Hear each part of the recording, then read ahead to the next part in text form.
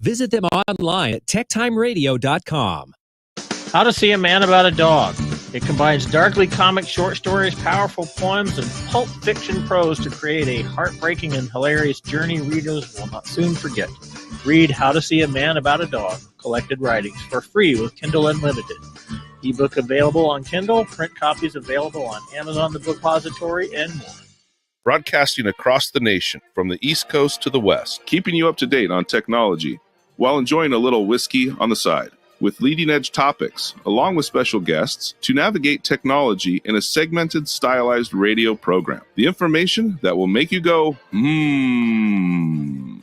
Pull up a seat, raise a glass with our hosts, as we spend the next hour talking about technology for the common person. Welcome to TechTime Radio with Nathan Mumm. Well, welcome to Tech Time with Nathan Mumm, the show that makes you go, Technology News of the Week, the show for the common everyday person talking about technology, broadcasting across the nation with insightful segments on subjects weeks ahead of the mainstream media. We welcome our radio audience of 35 million listeners to an hour of insightful technology with a little whiskey on the side. I'm Nathan Mumm. Welcome to our show today. We live stream during our show on 5 of the most popular platforms, including YouTube, Twitch.tv, Twitter, Facebook, and LinkedIn. We encourage you to watch us live or visit us at techtimeradio.com, or you can even tweet us live during the show at hashtag TechTimeRadio, and we'll do our best to respond to your question on the air. I'm your host, a technologist with 30 years of expertise, working for companies like Microsoft and Vulcan Inc., a keynote speaker on technology subjects from cybersecurity to blockchain and everything in between. My co-host, Mike Day, is an award-winning author. Originally from Arizona, he is a human behavior expert living in the Seattle area with a master's degree in forensic psychology. His 20-plus year career helping others understand human behavior to make better decisions. Mike keeps me from geeking out while providing an insight into human behavior and how it interacts with technology. We're two friends that come from different backgrounds but bring the best technology show possible every week for our family, friends, and fans to enjoy. Welcome, everybody. Mr. Gray, it's nice to see you back in the studio. I'm back. A couple vacation weeks. How was that? Great. Great. Did you get a little bit of sun? I got a lot of sun. All right. Well, welcome back. Okay. Yeah, you can't get that up here. You can't get that up here. That's right. We get it.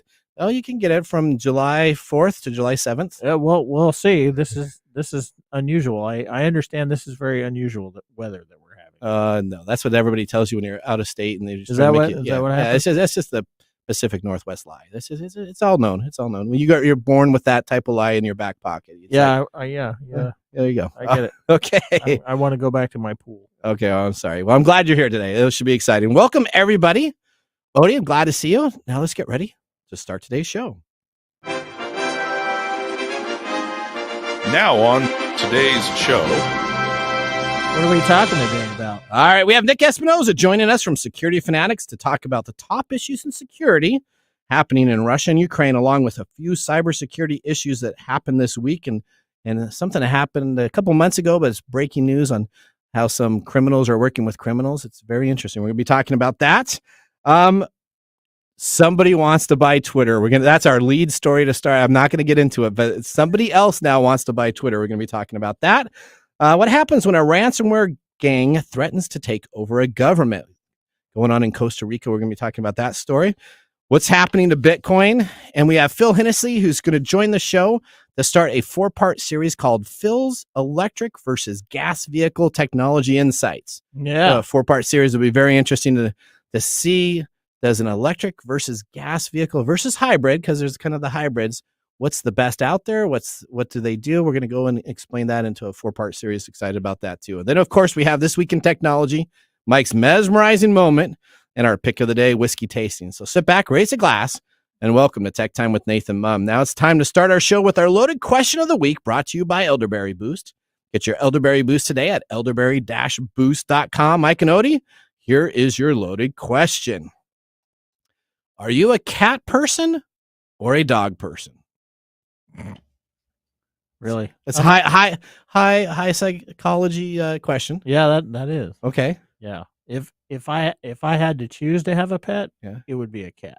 A cat? Yeah. Okay. Low maintenance. Low maintenance. I got you. Okay. Odie? I'm a dog person, but I'd like to have a cat. You like to have a cat? Mm-hmm. So we're cat people. Let me just tell you, cats. Although I don't know if I'm a cat person when my cat scratches the side of my. Well, you live out in the boondocks. They do, and I do have one cat that goes and brings back a present only every other day, a little Mhm. mole or a little bit of a mice or a little bit of a rat. So that's okay. All right, so there we go. Okay, well, There thanks you for go. that. Hey, I'm a cat person. There you go. go. That was brought to you again by Elderberry Boost. You can visit elderberry-boost.com. I feel For our very loaded enlightened question. right now. You feel very what? I feel very enlightened right now. Okay, there you go. With that question, Yeah. that was That pretty was a deep. very enlightening That question. was deep. All right. Okay, now it's time to get the latest headlines in the world of technology. What's happening in the world of technology? This is our top stories in the first 5 minutes. All right, here's story number one, our lead story. Snoop Dogg wants to buy Twitter, and he has big plans to revamp the platform. Now, Yeah, all right. Elon Musk is having a little bit of time kind of He's coming having up with some the trouble. money. Yeah, he's the- having some trouble with it. Well, Well, he's saying that it's because there's bots out there, and he just wants to know how many active users. Really, it's a financial deal where I don't think he has enough money. You think? Yeah. He doesn't have enough money to back it right now. So lo and behold- so Snoop Dogg wants to come in. that's right. The hit-making rapper Snoop Dogg has been in the music industry for 3 decades. His big hit, Drop It Like It's Hot, is interested in purchasing Twitter and reworking the platform. So what does Snoop Dogg want to do that Elon doesn't? Well- Tell me that. Well, Snoop Dogg took to Twitter to outline his plan to buy the company. So he's using Twitter to explain this. He's tweeted, "May have to buy Twitter now," Snoop said. "Going to replace the board of directors with Jimmy from My Corner Fish Fry, Tommy Chong, and the guy with the ponytail on CNBC." Oh. Okay, so that's his first thing he's going to do. Yeah. First line of business is to have free internet on. I think it's supposed to be free, but Free internet. free internet on airlines. airplanes. $29 for 1 hour is BS. I don't know how that has anything to do with Twitter, but thanks, Snoop. That's he just when he's going to buy Twitter, Twitter is all of a sudden going to become an internet company that's going to VSAT. And I gonna shoot up. understand that because I just flew, Okay. and it was $19 for an hour of internet. Yeah, I'm yeah. like, no. I just relax, and I that's like the one time I can unplug. Now, also, Snoop says everybody gets a blue check mark, even the bots with 10 letters in their names that you hit in a DM, and it just says hello back to you. And then he says, nah, F those bots.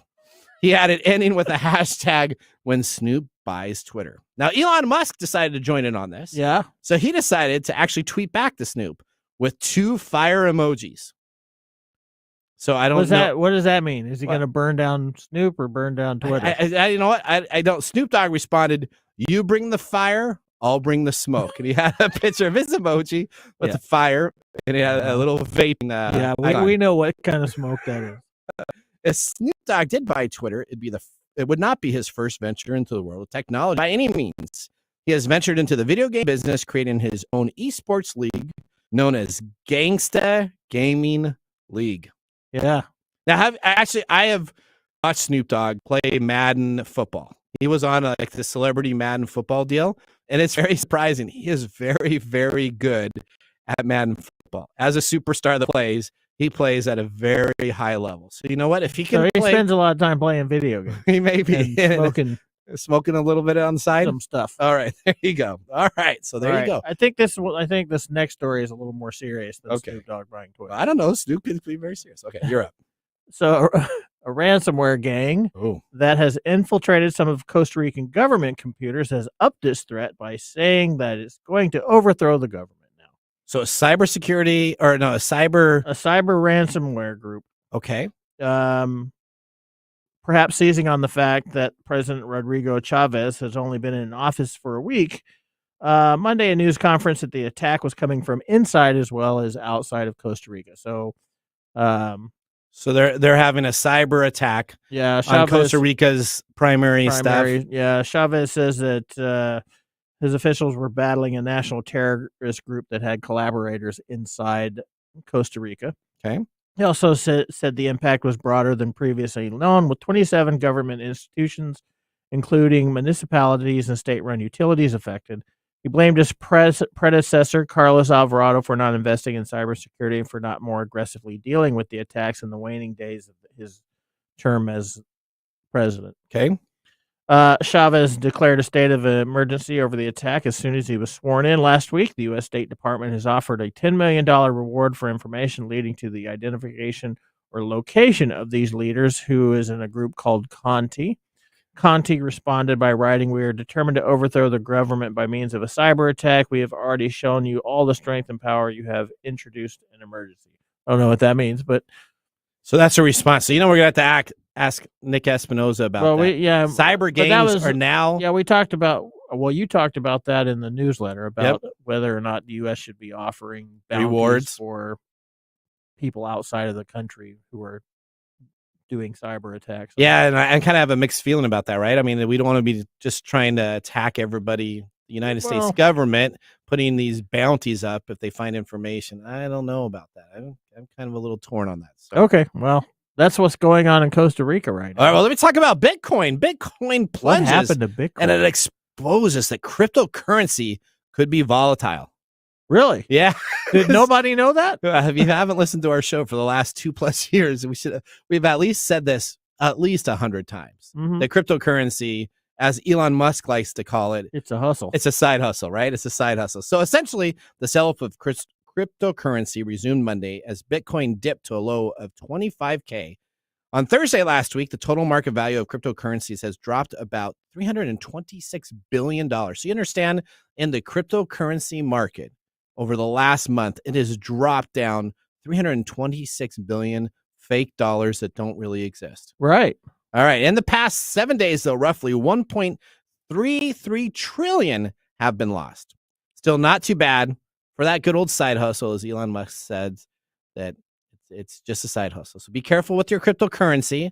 Anybody out there investing in cryptocurrency, it is a non-banked backed currency. So do we know what has caused? Well, this? the whole market's down, right? And I'm not a market expert, but I did look at my 401k, and it went from a lot to kind of in half. So I think it's just the whole market in general.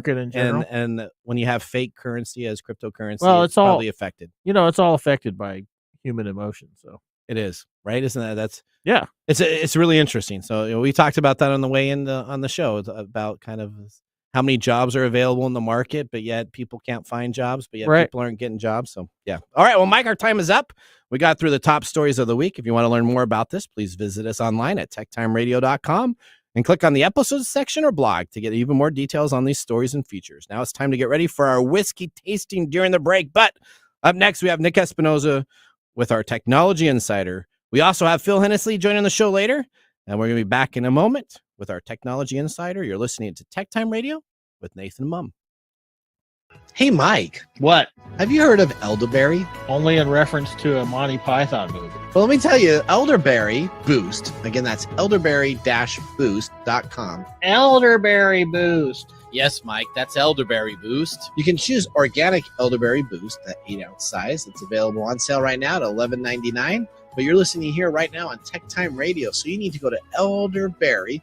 That's ELDERBERRY-boost.com and get some today. Elderberry Boost. Elderberry is an all-natural organic immune system booster and antiviral. Elderberry is known to actively fight against viruses, including colds and the flu. It also works as a natural remedy for allergies, cancer, digestion, heart disease, high cholesterol, headache, toothache, weight loss, and reduced inflammation. It's a natural and healthy diuretic and has many antiviral properties.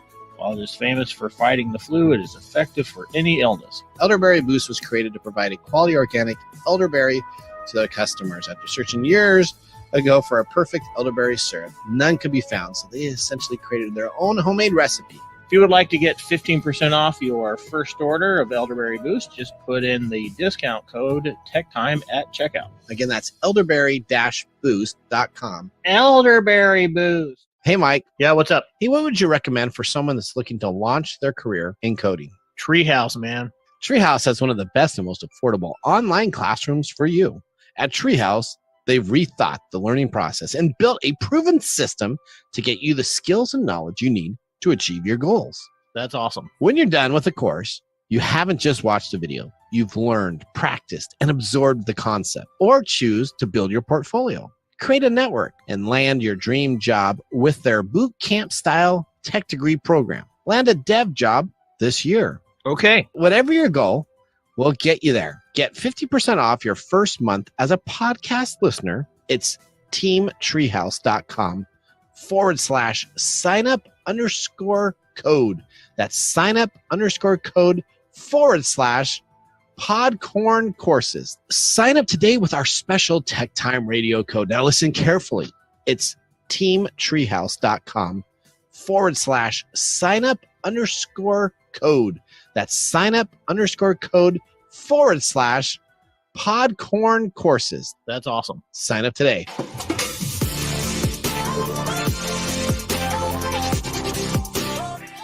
Welcome back to Tech Time with Nathan Mumm. Tech Time is a weekly technology show that talks about current technology in a simple format without having to geek out. Brought to you by myself, Nathan Mumm, and Mike Roday. We just had our first whiskey tasting during the break, and now let me tell you about what we are sipping in our pick of the day. Today we have chosen the Elijah Craig Toasted Barrel Bourbon, 94 proof, $55. It's a mash bill, 78% corn, 12% rye, 10% malted barley. It's no age statement, but approximately 10 to 12 years, plus the finishing time in a second barrel. This year we're tasting is a 2020, 94 proof. It has a little bit of the caramel butter and a little bit of black pepper, a hint of cocoa. What do you think of this so far, Mr. Gorday? So far, so smooth. All right. Well, Mark gave us a little bit of information on this, on the background. So first brought to market in 1986, the long-running Elijah Craig small batch bourbon provides the base for toasted barrels finish. The process begins with a full matured small batch, which is dumped and then re-entered at barrel proof into a second custom toasted new oak barrel designed in partnership with the independent Stave Company. Made in an 18-month air-dried oak, the finished barrel is first toasted and then flash charred using a moderate toast temperature and toast time. An extensive research and development process resulted in a final barrel toast profile, bringing the forward dark sugar flavors within the wood to create a balance of smokiness and sweetness after months of finishing. Mm-hmm. All right. You get Okay. that? I got it. There you go. Okay. Well, as we do move on next, we have Nick Espinoza. He works as a chief security at Chief Security Fanatic. He's a CIO, speaker, columnist, author, radio host, board member, Forbes Tech Council, and a TEDx speaker. But we call him our Tech Time cybersecurity expert. Let's start this off. Welcome to Technology Insider. We get the information directly from the source. All right. Ransomware groups get by with a little help from their cyber crime friends. Well, calling them friends might be pushing things a bit, but ransomware criminal syndicates regularly communicate and collaborate, learning from each other's approaches and sometimes even outright stealing or borrowing each other's work. No way. Yeah, the extent of such activity has been highlighted by the leak of Conti's internal communication on February 27. Nick, can you explain what this leak is and what did we learn? Hi, Nick. Hey guys, how's it going? Good. Can you hear me? Yeah, we can hear you. Absolutely. All right, right on. So this is actually really an interesting one. Basically, essentially the cybersecurity world is calling this the Panama Papers of ransomware, given the insight that we basically learned about the Conti ransomware gang. This is the closest thing to reality TV for a cybersecurity nerd, quite frankly. So this is really interesting. But first, a quick backdrop here. Very early on in the Russian-Ukrainian war, crisis, invasion, whatever you want to call it, Conti, who is predominantly Russian-based, basically made a public statement where they actually expressed loyalty to the Russian administration. Basically, they're all for Putin and all of that, and I'll get to that in a second. Now, basically, as a reaction to this, a Ukrainian security researcher operating under the Twitter handle at Conti Leaks decided to publish years of basically their internal communications, and they were using a platform called Jabber to do that. Now, these chats basically that they have they span like several years, thousands of messages and all of that. But interestingly enough, this was not the first time that Conti had been hit. Last summer, one of their disgruntled affiliates posted their attack playbook online, which was just amazing, useful intelligence for the cybersecurity community on how Conti was approaching and attacking companies and how we could defend them. Now, since that was public, essentially everybody jumped on this to review the chats and everything. And so we started seeing basically disclosures within the first few hours popping up from cybersecurity researchers on Twitter. And so here's the basics of what we understand. First things first is we got a better understanding of how they're basically set up and how they actually execute their attack infrastructure. They're using platforms like or malware like TrickBot and platforms like Cobalt Strike, which are pretty hard to identify for antivirus. And then obviously they're adding their own level of sophistication with their own customized programming. And so they're very difficult once they're in to detect, as the government of Costa Rica is now finding out. Now, the other side of the coin here is just how sophisticated their operation was. They were literally running like a corporation. They have an office building, according to these chats, human resources. They've got other departments that are specific to the various aspects of cybersecurity. They were even doing regular salaries on the 15th and the 30th of each month, and were clocking regular business hours from 10 a.m. to 6 p.m. Moscow time. Wow. They apparently have 100 people on their payroll. They were even tracking vacation and sick days on top of this. Probably PTO on top of that too, right? Yeah. You don't want to take too much PTO off, right? Oh my God, it's absolutely crazy. They're more polished than many small businesses I've walked into. Now, on top of that, the cool part about this too is that we got a glimpse of, I don't know if it's cool, but it's interesting, of just how closely tied with Russian intelligence Conti is. Now, the boss of Conti, according to these chats, is an individual known as Stern. And according to basically chats with one of the coders or testers named Angelo, Stern is closely affiliated with the Russian FSB, that's their intelligence wing, and works for quote unquote PU, which many believe is Putin, meaning they had deep ties into the Russian government. So if you think Russia isn't hacking everyone through cutouts and all of that kind of stuff, we now have direct evidence of internal communications from the cutout themselves. And so I think that's just very interesting. And we also, to your point that you made earlier, was that they are now, we now see how they're collaborating, not just with potentially Russian intelligence, but also with other ransomware gangs and other affiliates. And so there is basically, the chat show that Conti and Ryuk were working together. That's another ransomware gang. The Maze ransomware gang, NetWalker, which was closed down due to basically foreign intelligence hitting them and shutting them down. Conti and Lockbit. Lockbit is another one of the most prolific gangs out there, and a slew of others. And this really underscores just how massive and well coordinated these gangs in Eastern Europe, primarily Russia, are working with each other, as well as Russian intelligence. So obviously it's a huge win for cybersecurity researchers. And like I said, grab the popcorn, because this is as close to reality TV as we get in our industry. It's pretty cool. All right, so we have the war with Russia and Ukraine ongoing, right? Yeah. So again, the cyber attacks have kind of been less to the United States, specifically from Russia, because they're pretty busy. They're busy and occupied. Let's get an update. What's going on in Russia and Ukraine on the cyber attacks on both sides of this? So you can start with Russia first or Ukraine first. What's the latest in the war? Sure. So what we know right now is that Russia, as you just touched on, sorely underestimated the global cyber unity that we've seen and they've all been hitting. So while while Russia's been launching cyber attacks against Ukraine and Ukrainian-based organizations worldwide, Intel suggests they've been having such a hard time keeping up now with the attacks being launched against Russian infrastructure that a good portion of their cyber capability is now focused on defense. So they don't have essentially the robustness that we thought they did, and they are spending a lot of time and energy just defending against these hacks. Now, some of the recent hits that we've seen that, quite frankly, put a smile on my face is a logistics supply chain for alcohol distribution was hit hard, which means shortages on things like vodka. You want to separate the Russian population from their vodka supply? People are working on that right now. Obviously, that is designed to anger the Russian population. Also, the state TV guide channel, that one channel that you get with your cable TV that shows you everything that's playing that, that period or for the next couple of hours, that got hit.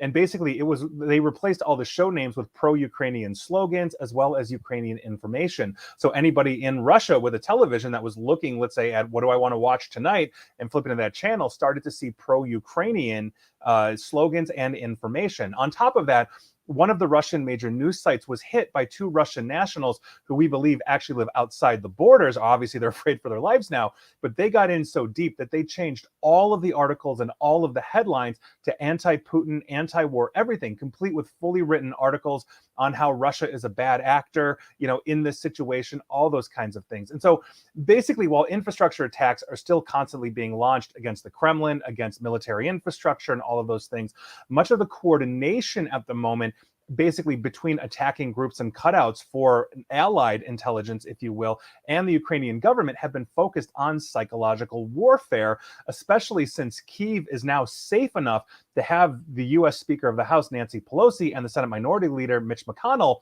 swing by for a visit. And so the nice part about this right now is that the Ukrainian government has essentially been stabilizing a lot of the areas when we all thought Kyiv was going to fall in a week. And so we've been able to focus on the psychological side of this to turn the Russian population essentially against Putin and the Russian government for launching this war. Perfect. So is all this stuff that's going on with their having to defend against all these hackers, you think that may be why they're suddenly coming into the Costa Rican place and saying, we're going to overthrow your government because they're just trying to get their money? Well, go and answer that, Nick. I think this is actually really interesting, and it's something that I think Nathan touched on earlier, is that now that we have direct evidence, thanks to the Conti leak, that Conti is deeply in bed with the Russian FSB, meaning the leader of that, this individual named Stern, there could be a case could be made in international law that Russia is now attacking through a cutout another foreign government. Correct. And so that, I think, is something that we have to be concerned about, and it's something that I think may be adjudicated in international law through the Hague or another one of those governing bodies. But yes, I mean, to that point, I don't necessarily think Conti needs the payday. Above and beyond, they hit multiple corporations, multiple entities. They're making tens of millions of dollars every single year hitting these organizations. So why the fixation on a government and shutting it down when that is typically outside their playbook? It smacks of intelligence work from a foreign country. So here we are. We're going to see where that goes.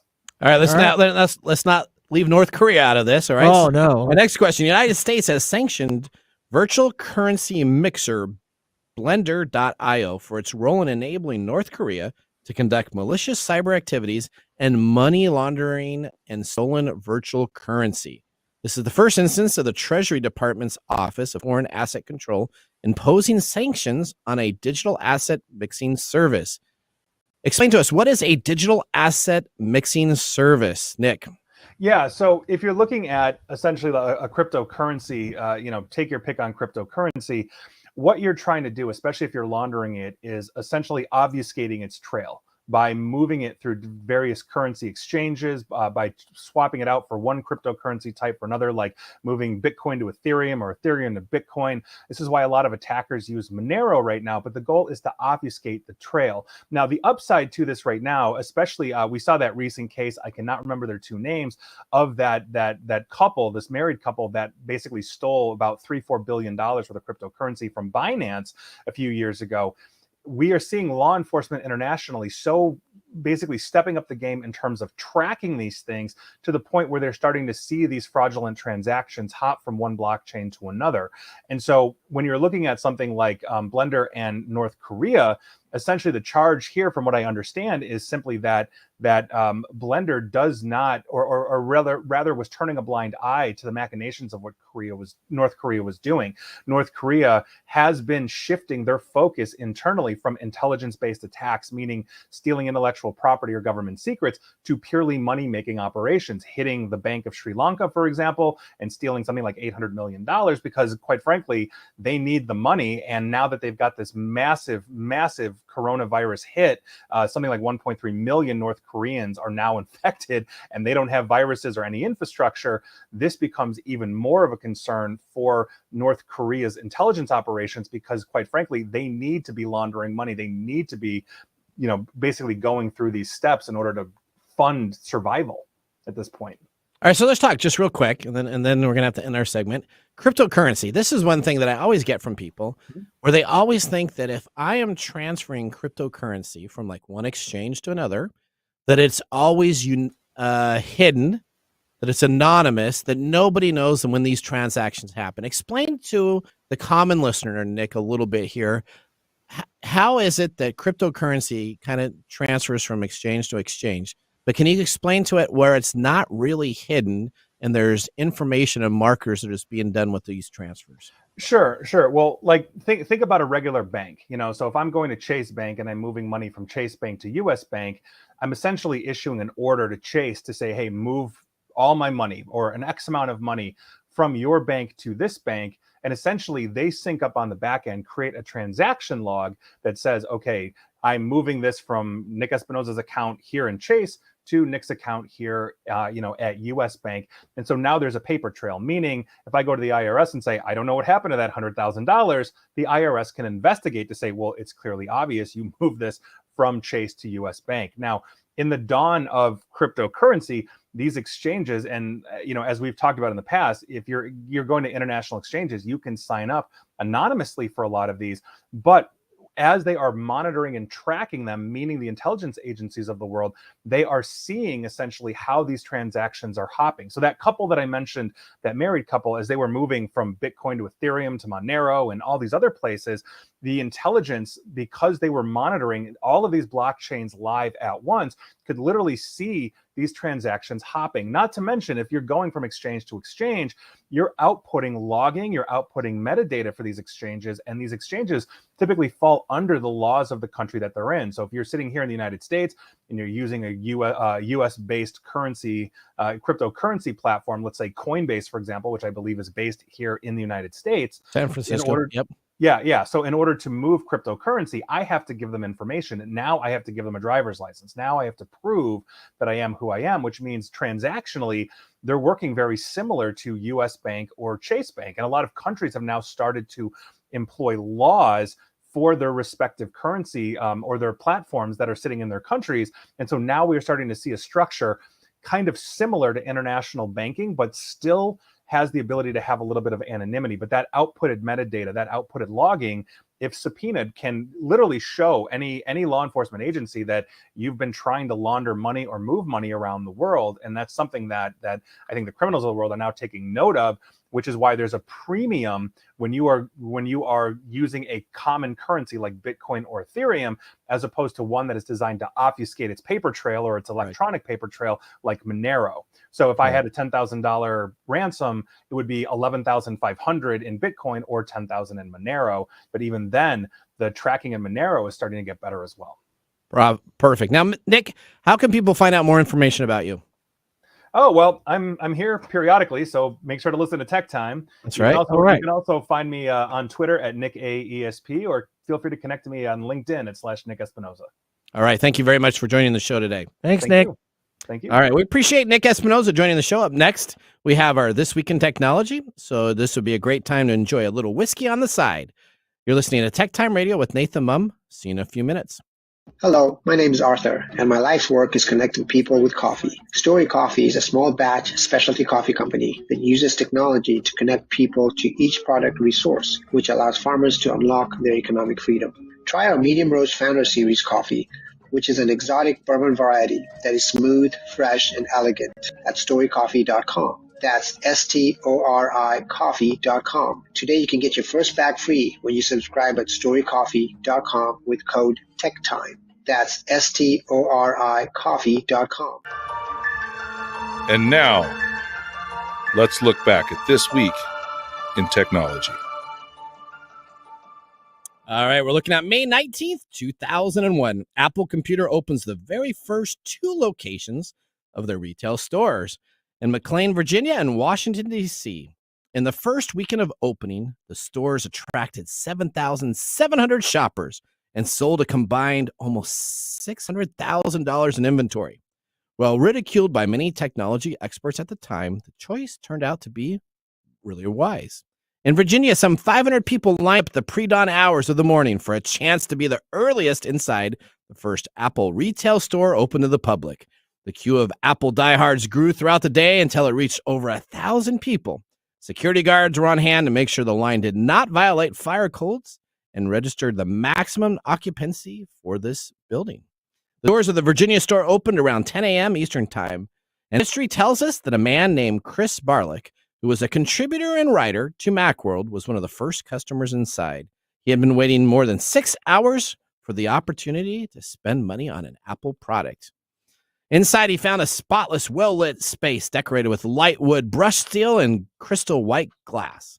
Apple had laid out its product colorfully by IMAX, PowerMax, and among them on the wall length at the back, some of their voice recognition processes that were no longer able to be purchased. There was the 2 that opened up on this day in 2001, but many stores have since opened. This week in technology, have you ever wanted to learn more history about TechTime Radio? Well, with 2 hours of video, you can visit TechTimeRadio.com to watch our older shows or sign up for our newsletter and subscribe to the best technical information and be a part of the Tech Timers Facebook group to talk with us. We're going to take a commercial break. When we return, we have our Ask the Expert segment with guest Phil Hennessy. Hey, Mike, did you know that Unidragon puzzles are a great relaxation? Yes, I did. The 21st century widespread digitalization pushes people to have gadget-free rest. In this case, puzzles become a convenient and actual way of having rest. Yeah, they're a great way to relax. They give your brain a reboot. Is make sure that you visit unidragon.com with the discount code for 10% off with the code TIME10. That's TIME, the number 10, for all of our Tech Time fans across the nation. Do you know that puzzles are relatively simple tools that solve a complex range of problems? In game form, we learn useful analytical and communicative skills that will find the application in work, study, and other spheres of life. Yeah, they are great forms of relaxation and revitalization. Do you know that Unidragon's collections now have dinosaurs? Oh, that's one of my favorite things. You got to make sure you keep the promo code. It's TIME10 because all of our audience across the nation can use TIME10 to receive a 10% discount at Unidragon. That's unidragon.com. Don't be fooled by other imitation puzzle makers. Visit unidragon.com, the only spot for your true thinking puzzles. And now for Mark's Mumbles!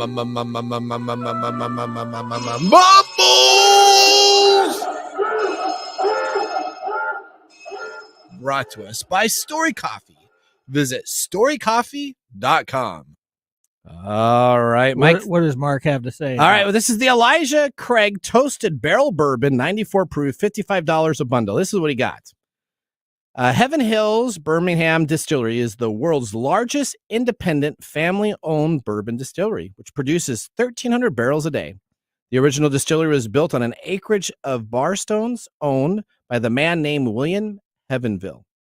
The story is how Mr. Heavenhill's name was divided into the current forms that comes down to a typographical error made on paperwork sent to the state's officials in Frankfurt.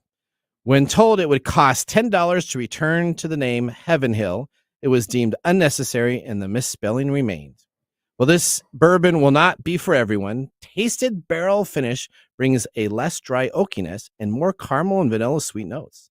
If you're seeking a bourbon with some additional character at a lower proof, this is for you. Hint, hint, Nathan. I guess is the lower proof, or was it the lower cost?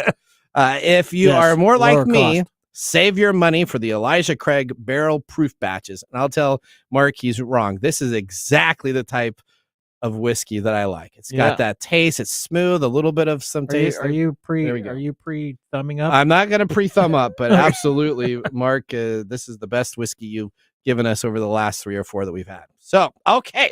All right. Well, moving right back. Welcome back to Tech Time. I'm your host, Nathan Mumm. We got Mike Day here.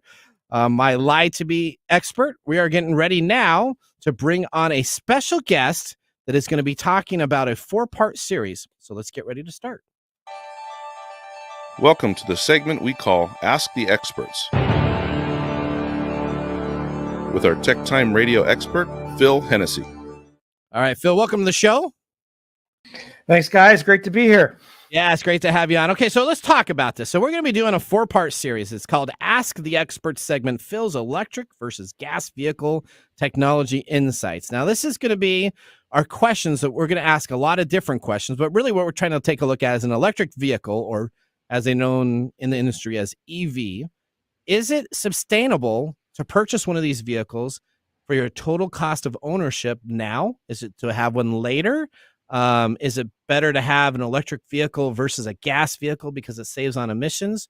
We're going to ask Phil all this information because he has all of this ready to go. So I'm so excited to get right into it. Let's first start out. Motorists sit stranded on Interstate 95 Tuesday, January 4th, 2022. The East Coast primary north and south highway corridor came to a complete standstill just south of Washington, D.C. Hundreds of drivers sat trapped in their cars for over 24 hours waiting for tow trucks to clear away a serious accident. Did the standstill prove that America isn't ready for electrical vehicles? Many assumed that the EVs would run out of stored electricity long before the gasoline-powered cars would run out of gas. If so, this would create medical risks for their drivers and passengers in extreme cold. Even if drivers made it out safely, they may need a tow and possibly have to go to a far-away charging station when the crisis ended. We will get the answer if EV vehicles made the 24 hours later in this question and answer session. So, Phil, welcome again. All right, my first question to you. Explain to me the whole market. How many electric vehicles were sold last year in 2021? This was a real surprise to me. Right now, for the total in 2021 is 6.5 million. However, 3.2 million of those was in China, and 535,000 of those were in the United States. So really a huge disparity already between the U.S. and other countries. So the U.S. still is sort of backed away from this idea, sounds like. I think we're much more leery, right? I'd say Europe is probably a little bit more aggressive on this process than I'd say the United States. Would you say that's a fair assessment, Phil? Yeah, Europe for electric cars is around 2.3 million. I just didn't not sure what their gas cars were for last year in petrol, but their electric cars actually they've sold more electric cars in Europe than they did on diesel, which is highly unusual because diesel is a large part of their fuel source. All right. So how many gas vehicles were sold in 2021? So globally, again, 66.1 million. Okay. In China, there were 17 million gas cars. And in the U.S., there was 15 million gas cars. That's cars, sedans, and light vehicles and trucks. Wow. So that is... Well, part of this is just because we are routine. We like routine. So the whole idea of an electrical vehicle is hard for us. Okay. Well, I would say too is that one word that kept popping up is there's been a lot of range, what they call range anxiety. Can we get there and can I get charged? There's some things we're going to be talking about over the next couple of weeks. That sounds great. All right. Who's the leader right now in electric vehicles? Well, you guys have been talking about I'm trying to buy Twitter and all that already this week. So, and I think we talked about space a couple months ago. So robots, mind control, good old Elon Musk and Tesla. That's right. Elon Musk and Tesla. Yeah, Tesla. All right. So why is Tesla so far ahead of everybody else? Really, he did the research right in terms of battery technology first. We're going to talk about range in a little bit, and we're going to be really surprised at what his competitors are compared to where Tesla is in range, as well as they have the self-driving car technology, and they have a large charging network. So he was understood that we talked about with range anxiety, you need to have a large charging network so people can charge your vehicles when they're on the road, or otherwise it's tied to the house. Right. All right. Okay. So now what's the difference? Let's explain this for everyday common person, including myself. What's the difference between an EV, an electric vehicle, a hybrid, and a hybrid plug-in vehicle? So electric car, easy is remember your old battery controlled, remote controlled cars or a fan that has a battery and a motor. Okay. It's as simple as a battery in a car with an electric motor that pushes or pulls that vehicle, and it has no emissions. And so you need to plug that into a charger to have electricity put into the battery. So then I can, from that battery, drive electricity to the motor to drive the car. Very simple. And a hybrid car, basically you have an electric motor on the same transmission as a gas motor. Okay. And so either the electric motor then has a battery, which is then charged by the car running, and regenerative brakes and other things. So it's kind of a little bit, it gives you a push and a pull. A push and a pull. And that motor then assists. It doesn't necessarily drive the car. Some do, some don't, or it just assists the gas motor is what happens there. So you need gasoline and you will have emissions, but your miles per gallon will be a lot higher. Okay, what's a hybrid plug-in vehicle? Explain that to us. So this is where the battery itself is charged externally, gives you more range than the hybrid, and actually you can drive the first 30 to 50 miles on the electric only, and it acts as an EV, and you don't use gas at all. So there's that range anxiety again. The plug-in hybrid gives you that extra range too, because you can put gasoline, and so you can either charge it or you can fill it with gas. So it's a dual purpose car. Oh. Well, yeah. When I sold cars, the Chevy Volt had come out, and that has a unique system where it uses the battery first, and then it switches over to the gas engine. Okay. Right. That makes sense. All right. So next question. Interstate 95, the East Coast primary north and south highway corridor, had a complete standstill. As a result, hundreds of drivers sat trapped in their cars for 24 hours. What happened to drivers stuck in an electric vehicle for 24 hours? They didn't freeze. Explain that to us. Yes, absolutely. So it turns out that our electric vehicles, the battery is so large that the heat draw for the heater is so small that it didn't matter if they were there for 24 hours, they would still have a heat draw and still have enough if they were fully charged when they started that trip to drive and get somewhere to a charger. Actual Tesla vehicles that were on the road at that time were stuck on what they call idle for over 14 hours. And they had enough heat the whole entire time to keep them warm. And they were able to drive then to the local charger after that and then drive on from there. At the other side of that is I did a little bit more research, and we found a guy in Norway on a YouTube channel that did a research with his Tesla 3. He left it on idle with the heat on for 70 hours. And then finally the car went dead and couldn't drive, but the car sat on idle with the heat for 70 hours before the car went dead. Wow. What about the smaller charge vehicles? All of them will have some type of long-term heating capability or air conditioning capability, because the battery is so large compared to the draw and the other things, because the motor draw is so large. So as long as you're decently charged, my assumption is that you're going to be okay in a traffic accident and stuck out there in traffic for a while. So let's piggyback on that, what Mike was saying. What's the mileage or hour range on a standard battery charge for an electric vehicle? So yeah, this is where we're talking about the difference between Tesla and why Tesla's better. So a non-Tesla EV in 2012 the range was about 75 miles. And now just last year in 2021, it's 225 miles. So from 2012 to 2021, they went from 75 to 225. Now Tesla, all right, Tesla went from 265 in 2012 to 326. Wow. And then a typical gasoline car will get you 395 miles. So there you go. So Musk is there, man. I mean, he's crazy. Yeah. Well, he's figured out how to make those batteries. Well, last. that was one of the when I first got to Seattle and started seeing all these little electric cars.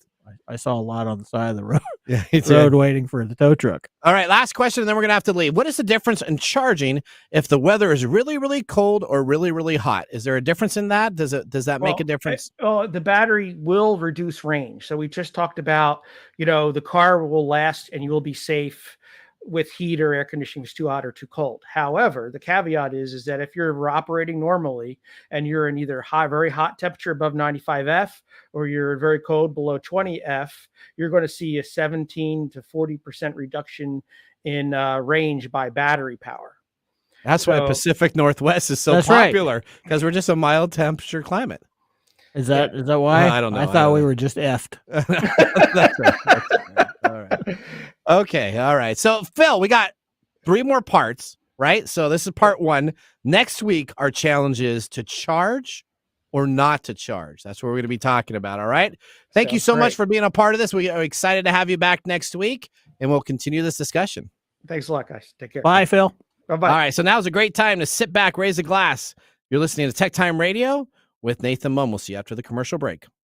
How to See a Man About a Dog. It combines darkly comic short stories, powerful poems, and pulp fiction prose to create a heartbreaking and hilarious journey readers will not soon forget. Read How to See a Man About a Dog, Collected Writings, for free with Kindle Unlimited. Ebook available on Kindle, print copies available on Amazon the Bookpository, and more. This is Mike's Mesmerizing Moment, presented by Story Coffee. Visit storycoffee.com. All right, Mike, here's a question for you. What's my what? So I know this has been bugging you, and he's been talking about this at all our production meetings. Mm-hmm.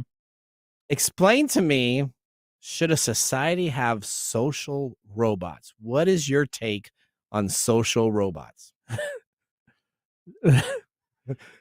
And where's that we can air on the radio? My problem here is that why are we trying to use technology to solve social problems? Okay.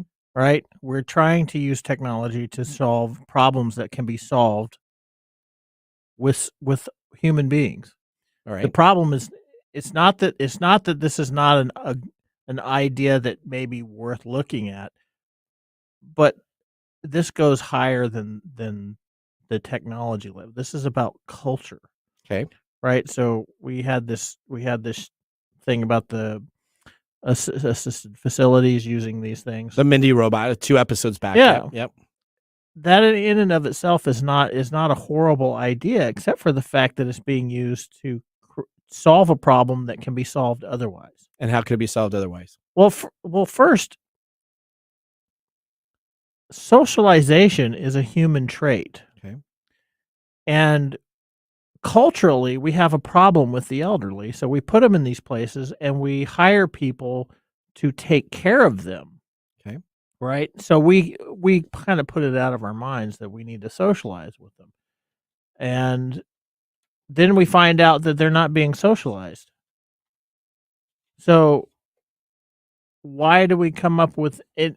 Again, this is a difficult question because I love technology, but when it comes to technology and interacting with human behavior, there's often these very severe side effects. Okay. Right? So one of the things that I think is this social robot thing is that it's great. It's a great sort of introduction to something, right?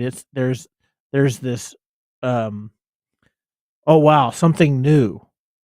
But once the newness wears off, they just slip back into the isolation that comes with depression.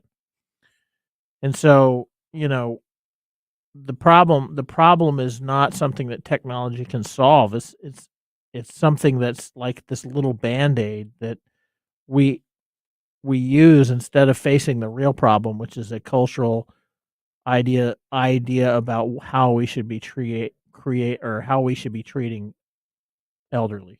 Okay. So that's my big issue with that. That's your big issue with that. All right.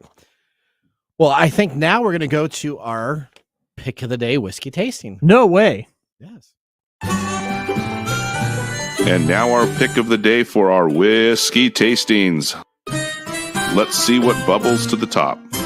We even got the music today. Yeah, we're right on time. We're right on time. We got it dialed in. Yeah. All right.